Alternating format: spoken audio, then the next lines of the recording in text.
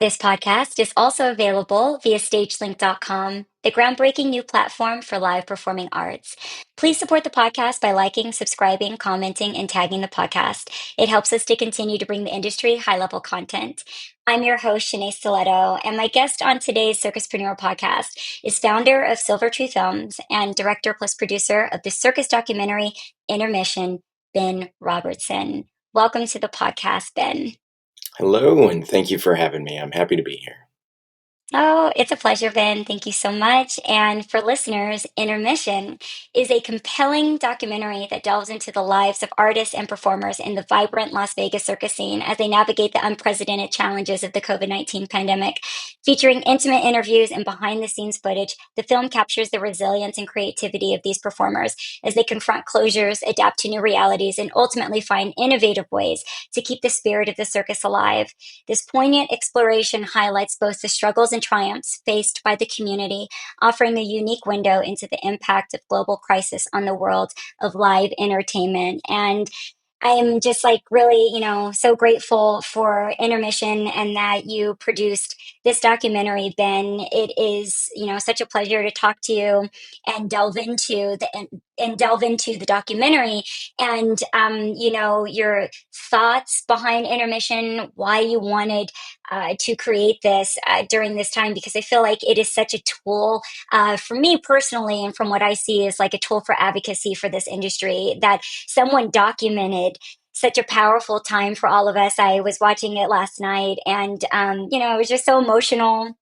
And, I know several of the artists and circus workers in the documentary, and I've known them for years, and we were all communicating throughout that time, and our journeys were all like mirroring each other. And, you did behind the scenes, you had a very, I think, diverse group of workers that were in circ shows that were also just like local circus performers, which was great because I think that's really reflective of the circus industry here that is really dynamic and really diverse and very unique. I think Vegas is the most unique kind of representation of circus in the world, really, with the demographic here that's very locally based, in shows for a very long time, has put 20 plus years into the same show, which is again a very unique thing in the circus world, even to this day, of how we sustain work and how nomadic we are and kind of where we go. And so I would love to, I think, first ask, about your background, Ben, that brought you into producing this type of work because it's so beautifully produced. It's so well done. The interviews are really great. The footage that you captured of everyone within their personal and daily lives and in their professional life was very well edited. The tricks, skills, all of those things, that all of us, people like me in the circus world are looking at all those nuances, that are important to us. And then the conversations that reflected how we all felt at different times, or thinking about our close friends, our family at that time and their struggles, which were maybe, in some ways uniquely different, depending on where they were in the circus industry. And where they were in the world, but all of us in communication and trying to support one another. I know that was kind of a big entry into that, but could you tell us a bit about who you are, Ben? Well, I'm a filmmaker primarily, so I make all kinds of different films. We are looking to do more sci-fi in the future. But Oh, strangely enough, in my journey, I've come across a lot of documentaries where I've started shooting documentaries and hired to film other people's documentaries, and so it's nothing that I looked for, but it's quite a challenge, doing it. So I've got a long background. I've been doing this for a while, did this in school, was trained up in it, lived in LA for years. I used to work for Malpaso Productions, which those of you in the know that it's Clint Eastwood's production company. So I worked for Clint, and I take a lot of the ways that I direct. I look at Clint as an example.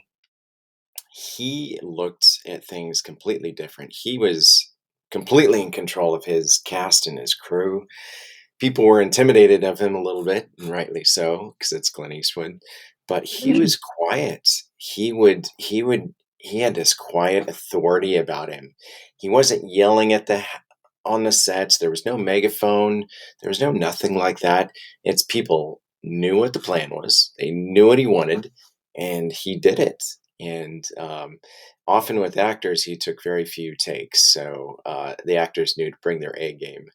That was not the case in Intermission, as far as the few takes go, because a lot of these you've done circus for a long time, and the things that you have done personally are just astounding.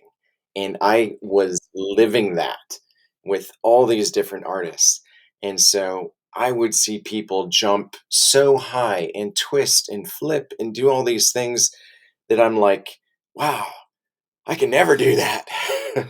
And, oftentimes when I was filming, I would be filming my primary camera was the Sony FX9, and so I'd be filming somebody, and they jump right out of my frame, and I'm like, "Well, I guess I'm gonna have to film that again." And so, it was a lot of takes for many of these things, and much of it was just kind of behind the scenes, like I was a fly on the wall, and I'm getting the best shot, and then occasionally I'd have to say, "Oh, what you just did, can you do that again, by the way?" And then again and again. And these poor circus artists, they're lifting their body weight and they're doing this amazing hold, and I'm like, "That's defying gravity." And I'm asking them to do it like 5 times in a row, and they're like, "Just give me a minute. I gotta relax. Let the muscles One relax a little second. bit." So it was astounding to watch these people go, and it was incredible and amazing, and at the same time, it was just like I was thinking about all the technical details and, what frame rate am I at? What do I need to be at for this? Where's my lighting coming from? The interviews that we did, we were able to plan those a little bit more, bring in more of a crew and bring in lighting and diffusion and do all kinds of different things, but some of it was very run and gun type filming, and so a lot of it was fun. And this idea for Intermission, it came from the other producer. I'm one of the producers. The other Mhm. producer, they own the Las Vegas Circus Center, which is, for those that are out there that are listening that don't know, the Las Vegas Circus Center is the premier training facility for a lot of these circus artists that are in, they can be children, they can be full fledged performers, and you get the whole gamut of people in there. So typically you walk in and you see, if you know who you're looking at, you see, oh, that's the main character in this show. And then, oh, there's a child that's learning how to do that and all kinds of different things. And so the owners of the Las Vegas Circus Center, they're the producers also. And they came up with this idea. They started seeing things that were happening during COVID. Just some things that were heartbreaking, and these performers that spend so many years training in developing their discipline just like a doctor would. And when they spend that much time as a doctor would operating on a person, but they're forming their craft and they're perfecting everything. It's just truly astounding to see. And then when COVID happened, a lot of them got deported and a lot of people Mhm. had to leave the country. Mhm. And for many of them that were allowed to stay, they weren't allowed to work. And they're like, what do we do? We can't get a job. I gotta find some way to live. I gotta find some way to pay rent. And it was just really interesting to see how this story developed. Mm, that yes, and you mentioned the Las Vegas Circus Center. Michelle and Brand, they are so supportive. They've been very supportive of the advocacy work that I've done.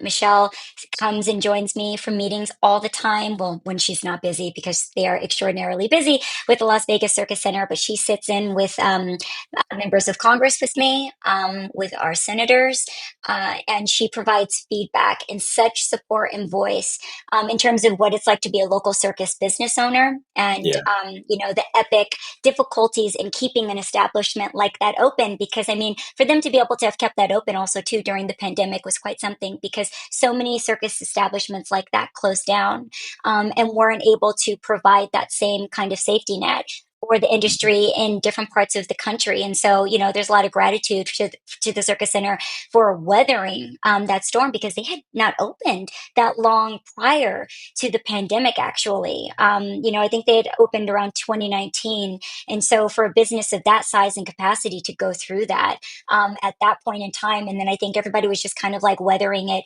together. But it just, it brings me back to that time and the gratitude of those that, supported all of our journeys in, keeping folks training, which was, one of the biggest things. And so discussing that overall journey with them, and also to speaking and trying to see how we can pose different legislation that can support businesses like that in the future, so that they don't have to take on these momentous pressures to keep these local circus businesses happening when, again, they're one of the largest suppliers of entertainment, here in Nevada. And I think that they, deserve all the breaks that they should get, in terms of, running a business of that size and how complicated it is to run a circus business, which we all know in this industry, it is very difficult. And it's never lost on me, Mhm. the amount of work that it takes them to be able to produce that. So it was beautiful to see that that was the backdrop of everything throughout the documentary. It was kind of like the soul, I think, of the documentary. Then to see the Circus Center and a familiar space that we've all come to grown to love, as like a new kind of staple, I think, within the industry. Those of us that have been working in Vegas for a long time and have seen spaces kind of come and go, or seen, again, being able to support a new face, and new folks that are bringing so much good into Las Vegas.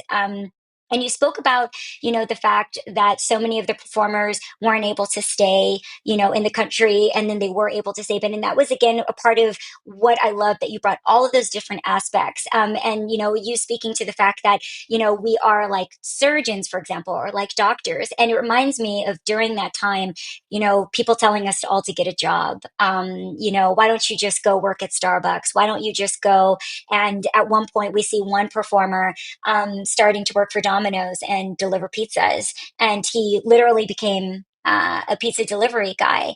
I remember the different, back and forth I would have with folks during that time of, and it would hit them. They would be talking about a different industry, but they didn't realize that they were actually talking about our industry when we would be having these conversations. And every single point that you made throughout the documentary, I was like, that is, I remember having that. I remember having that point. I remember having, those conversations and having those feelings of feeling so dejected of, this is a career I've had since I was a little kid, that we've all dedicated so much time to. And now folks are telling us to go out and to deliver pizzas. And some of us with no other choice other than to be able to do that. You had my performance partner, Pavel Wachowski, in the documentary, and he, for example, was in the middle of getting his green card, so he was one person that could not work during that time, but actually was able to stay in country. I, for example, was on my way to Dubai and had just returned from Saudi Arabia, and was just passing through LA, San Diego, just to say hi and see family and friends for a little bit, and then was on my way out of the country again when everything, had happened. And so it really just took me back, to that period of time, and then seeing, such legendary performers like Ross, from Mystere, and, kind of the decisions that were made throughout the documentary and throughout that time as well of, who doesn't get to come back. And who didn't come back to this industry, and what was lost throughout that time. And you depicted it again so respectfully. Then, careers that have, built these shows here in Las Vegas, and have served this community with, with their grace and their performance and with their gifts and their skills, for so many years, and the dedication. I think that you really showed that very well, of the amount of dedication that it took to sustain, our type of physicality and talents that are unique to our industry, and things that I am in offices with lawmakers all the time trying to explain. And I feel like Intermission really provides a picture of these conversations that I'm consistently having with folks, as I provide that as the blueprint of something that should never happen again to our industry in the way that it did, in the way that we were all left, with nothing, and with nowhere to go, and with people ultimately, calling us lazy, which. I was like, well, that's ironic. I've never been called lazy in my entire life. And, now I have people on a daily basis calling me lazy. Can you speak to how that felt? I think relating to the performers during that time then, too, of just seeing their experiences and seeing their grief and not knowing where their next move was and seeing kind of like their love for their personal mediums die for certain periods of time. I mean, theoretically, and obviously we were going through a lot with everyone at that time physically, but emotionally there was a lot of grief. And I feel like, again, you really were probably carrying the performers through a lot during that time until they made it back to the stage. Yeah, we saw a lot of real downcast hearts because a lot of them were not having other work, but like I said, to keep their bodies in shape and to keep their acts correct, they were still working. I'm sure you and everybody was still working. They just weren't getting paid Yes. for it, and nobody was Yeah. watching it. So everybody was doing the same things that they had been doing. And then some also found other work because they had to pay bills and things like that. But we would talk to these artists and we would follow them around and we would see things that would happen. We would see them, express doubts and they're like, well, I hope I'm going to perform. I've spent so many years of my life doing this. I hope I'm going to keep doing it. And so we would see a lot of downcast feelings and people just hoping for the future. We saw a bunch of people as they couldn't do their current show. They tried to build up an act, and we're like, okay, maybe we can sell this act for the future. Hopefully, we open in the future, so we're going to prepare for this because we have to keep things going. We have to keep the momentum going, and we have to innovate and use this time to innovate and do some good work. And so we saw a lot of that. Yeah, and I mean, I innovated myself, like to the bone during during that time, and a lot of beauty came out of that time. So many of us got into those innovations, and have continued to keep them. I mean, my podcast was born out of that time, and in support of wanting to advocate for the industry. And what do you see as intermission being used as an advocacy tool, Ben, as a voice for this industry, and then also too is maybe a message of how not to let this happen again and to restructure, someone like you that was so intimately involved in so many different dynamic experiences, right? And then also too getting a very deep dive into how our industry works, company wise, corporate wise, and then kind of like boots on the ground, kind of grassroots, because everybody that was in the documentary had very different experiences. They weren't, again, just in one static role within a Cirque du Soleil show. They all wore very many different hats. And then you got to see as well just how many hats they could wear Mm. during the pandemic, because look at all the things that were born from each performer. And I was even thinking about too how even some of the success stories that were in the documentary, those success stories now have also closed because some of those shows have recently closed. I mean, the last 6 months in Vegas, we had what, 5 or 6 major shows closed down. There was mass layoffs. I was a part of that. A show that I was going into almost my third year of. Love closed down. AGT Live closed down. Opium closed down. Particle Inc. has closed down. I was at the Lost Spirits Distillery that closed down. I think there was maybe even one more show that has closed down just this year. And Yeah. so even I was thinking about that and watching the documentary of like, oh wow. And there's another, and Blue Man Group just closed down two of its prominent locations outside of Las Vegas due to some financial constraints here. So what is your thoughts on, yeah, and in this documentary being a message of how this industry runs, how it's run, and kind of how it ticks? Well, I think Brandon and Michelle, they are such an inspiration, and they see this on a daily basis. They see the highs and the Hmm. lows. They're Hmm. training with people. Their daughter is she's in the documentary as well. She Yes. is growing up and she is just the things that she is so advanced in the circus field, and she's just an inspiration, just like her parents. But they wanted to shed light on what was going on, and the hurt and the pain and all the different things that they saw these performers go through. They just wanted to shed light on it, so hopefully people would see and people would put a face to these performers. So often, circus performers are in heavy makeup or heavy costumes. Some of the costumes are quite amazing. I mean, the seamstresses alone are just incredibly talented. But then if you think this circus person is putting on this huge costume and then they're flying through the air with precision. And in one case, one of the ladies, she flies through the air off of a teeter board and is so high in the air, and then she lands precision just on someone's shoulders while flipping through the air, and that's just one of her moves. That's one of her many moves, and you see so many of these people that do so much of this, and, it's just incredible to watch them do this, and and then you think that it took so long to do this, and now they're, like, you know, getting a job at Domino's while they're doing their Mm. training, while they're trying to do things all these other things, and I'm one for work. I always try to stay busy, with this filming job or this photography assignment or anything like that. But it brings the circus performer, puts a face on them. You actually see their face without makeup. You see them without their costume. You see the humanity behind the person.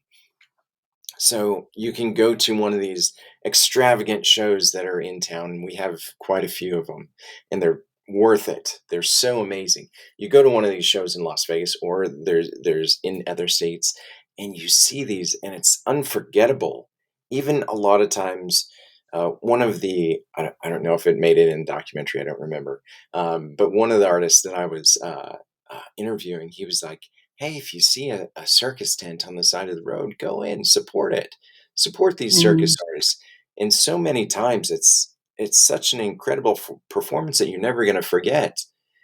And then this, what we wanted to do is show you who's there, show you who's underneath that costume, show you what's going on, and so that so that the audience can feel what they feel and go through Mm. what they went through, and you can go through the hard times and the triumphs, the down times and the great times, and there's quite a few successes in that time. There was all these beautiful things that did come out of it, and then we have I won't spoil any surprises. Well, you can, but I kind of in did.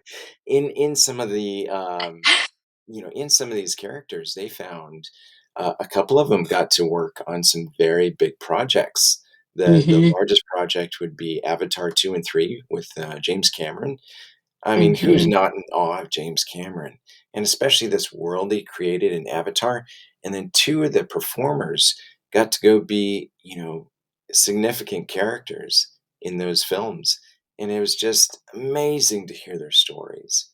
To just, during this time, to just rise up and do well.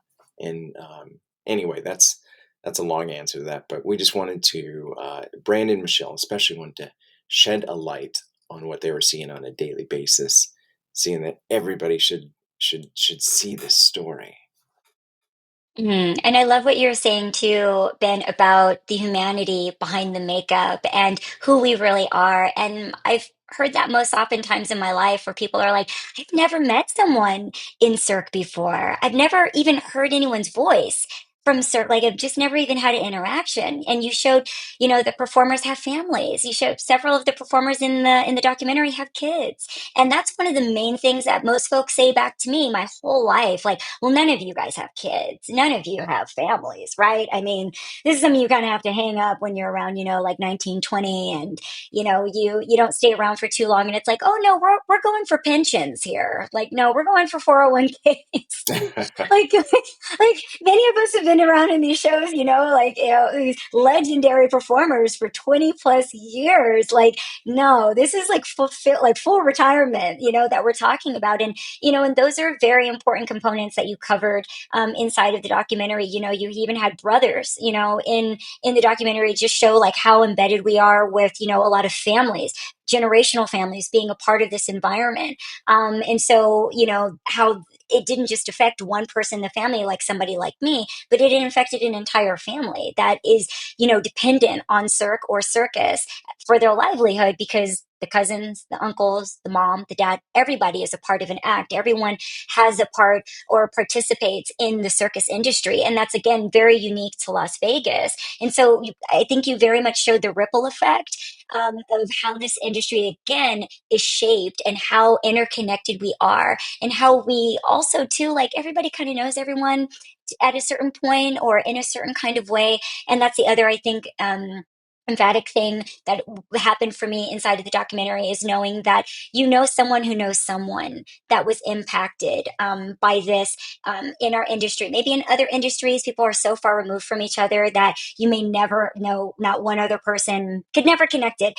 But in our industry, in our world, it really isn't like that. I can literally just talk to someone and maybe throw out a couple of names, and after a little while, we will find someone in common. And that's how close up that is, so that I know so many intimate details about that person's own personal life. So I really appreciate the humanity that, was produced within the podcast, that I find so, like I said, even in speaking with lawmakers, in Nevada, which I'm very vocal about this in the podcast, when you bring up circus and you bring up circ, you wonder why we are not on their radars more. And I appreciate Brandon Michelle for being very brave in highlighting this journey and highlighting these, difficult conversations, especially for circus performers, because we're so loyal to our medium. I'm sure that you got that reflected a lot back then, where we love this industry so much. We know how special it is. We know how particular it is.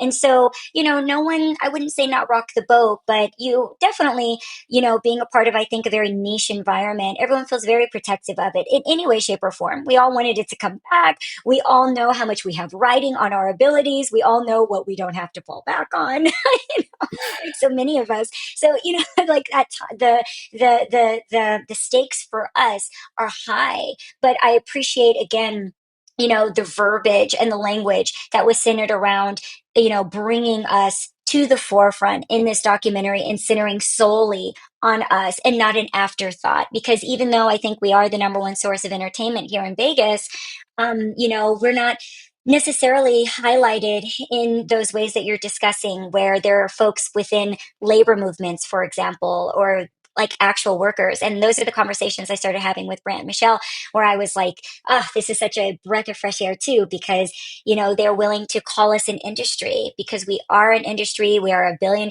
industry.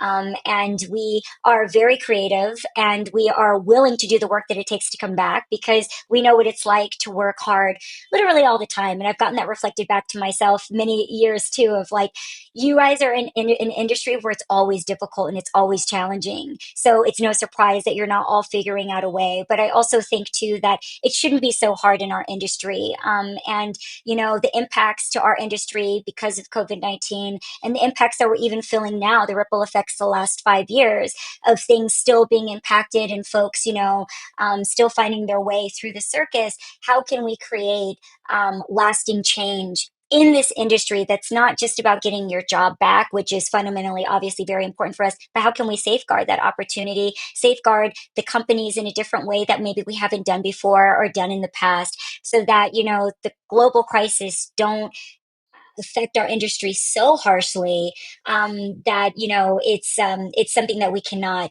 fundamentally come back from, or that it's so detrimental to our overall lives, or art forms. And that's why I care so immensely about work, like, you produce with Intermission, Ben. We're getting down to the last minute or so of the podcast. And so, Ben, what are your last thoughts that you would like to leave listeners with about Intermission? Obviously, to want to see the documentary, to support the documentary. All of my friends that were in the documentary, I just honor all of their journeys. I'm so grateful that they have something to look to of themselves during that time, especially because for several of them, it was the last time they ever did certain shows, which for many of us is, yeah, that's hard. Well, we were just happy to do it, happy to join the journey with so many circ artists. You saw it pretty early; it just finished, and so we are looking to sell it and get it on a platform so more people can see it. But we were just happy to be a part of the process, and amazing to see these people at work. Thank you so much, Ben, for coming on to the podcast. I really appreciate it. And I appreciate the Las Vegas Circus Center. Shout out to Brad and Michelle, always. And, again, grateful to the performers that were willing to be so vulnerable and, share their lives at that time and experience because it was uh, a very difficult time for us all. But I'm very, just happy to see that so many of them are continuing to go on and yeah, I'm very excited to support Intermission, Ben, and to continue to see audiences enjoy it and be compelled by it like I was.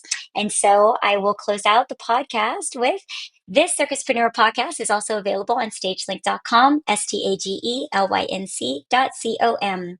The groundbreaking new platform for live performing arts that provides unmatched access and connection to this vibrant world of shows and entertainment. If you're a professional in the performing arts, visit stagelink.com/pro. StageLink Pro, StageLyncPro, offers industry professionals higher visibility, networking opportunities, and tools to support and enhance their careers. Until next time, everyone, I'm your host, Shanae Stiletto. Please stay tuned to the next episode of the Circuspreneur podcast. Thank you so much for tuning in, and thank you so much to Ben Robertson.